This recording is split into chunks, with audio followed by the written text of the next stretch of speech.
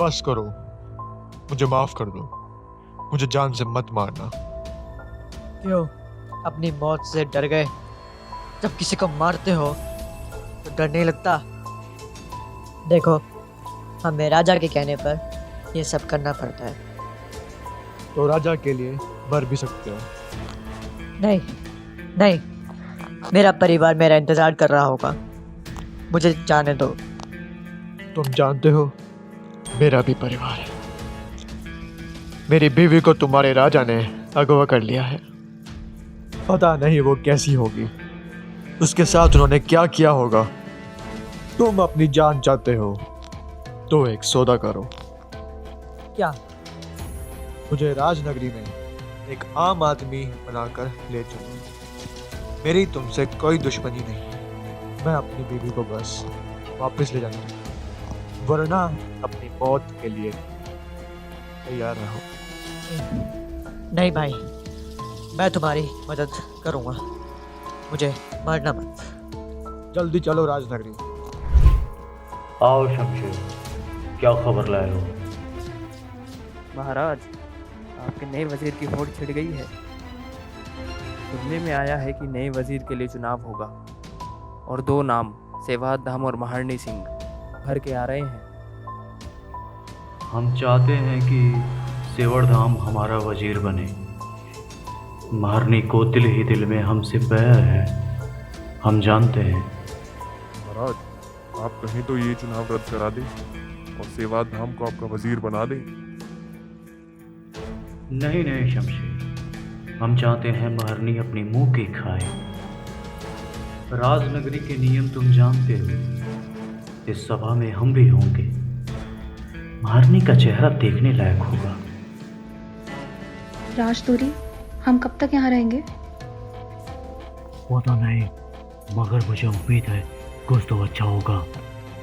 रेणुका, आप नहीं जानती कि सूरज के पास अब कैसी शक्ति है। वो करमभेद से मुकाबला करने के लिए पूरी तरह सक्षम है। चुप करो, पता नहीं तुमने हमें किस मुसीबत में डाल दिया है। हम लोग आम लोग हैं, हम कहाँ फंस गए हमें पता भी नहीं है। रेणुका, थोड़ा सा धैर्य रखिए। मैंने उस कवच कुंडल की पूरी जिंदगी सेवा करी है, कुछ ना कुछ अच्छा ही होगा।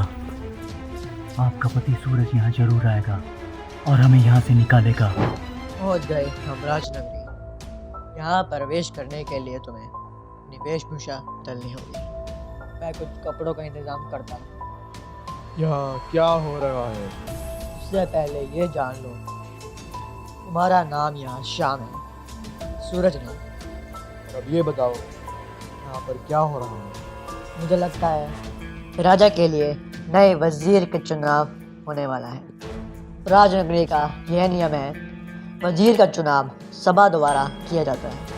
इस चुनाव में क्या हम भी हिस्सा ले सकते हैं? हाँ, पर तुम्हें वही करना होगा जैसा मैं कहता हूँ। ये सभा कब होने वाली है? जब भी होगी तुम्हें पता चल ही जाएगा। अभी चलो। महाराज, सेवात धाम आपसे महारणी सिंह मिलने आए हैं। बुलाओ उन्हें। सेवा धाम, तुम्हें खबर तो मिल ही गई होगी कि इस चुनाव में तुम और मैं आमने सामने होंगे। तुम सीधी सीधी बात पर क्यों नहीं आते महारणी? मुझे लगता है कि वजीर बनने के लिए लायक मैं हूँ, तुम नहीं। इसलिए अपना नाम वापस ले लो। मुकाबले से पहले ही डर गए। लो सेवा दाम, पर मैं राजा की चमचागिरी करके यहाँ नहीं पहुँचा हूँ। तुम जहाँ हो वो तुम्हें कल दिख जाएगा महारणी। अब मैं तुम्हें अलविदा कहना चाहूँगा। तुम्हें पता है कल चुनाव होने वाला है? अरे भाई, हम तो राजा के साथ ही जाएंगे। सेवरधाम ही इस चुनाव को जीतेंगे। कौन भला करमजीत के खिलाफ जाएगा? हर तरफ इस चुनाव की ही चर्चा है, मगर मुकाबला एक तरफा होने वाला है। महारणी सिंह को कोई भी नहीं चुनेगा। ऐसा क्यों? महारणी सिंह को करम भेंट की गद्दी का लालच है। वो वजीर बनकर कोई ना कोई चाल चलेगा। लोग इसीलिए उस पर विश्वास नहीं करते और करम भेंट भी उस पर विश्वास नहीं करते। और ये सेवात धाम, और ये सेवात धाम, सेवात धाम राजा का वफादार है, सब उसे ही चुनेंगे। अच्छा, तो चलो कल देखते हैं क्या होता है। जैसा कि आप लोग जानते हैं, आज वजीर के लिए चुनाव होने जा रहा है।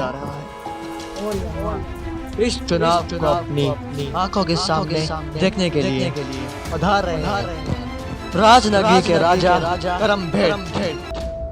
लोगों की राय जानने से पहले मैं चाहूंगा कि महारणी और सेवर दोनों लोगों से कुछ कहें। सभी को बड़ा मैं चाहता हूँ आप लोग मुझे चुने क्योंकि मेरे पूर्वजों से लेकर अभी तक हमारे राजनगरी की और उसके राजा की पूरी सेवा करी है। इसलिए मैं वजीर बनने के पूरे योग्य हूँ और आगे भी राजा और राजनगरी की सेवा करना चाहता हूँ। धन्यवाद। सेवा धाम को हम सुनना चाहेंगे। मैं बस यही कहना चाहूँगा कि आप लोग जानते हैं वफादार कौन है।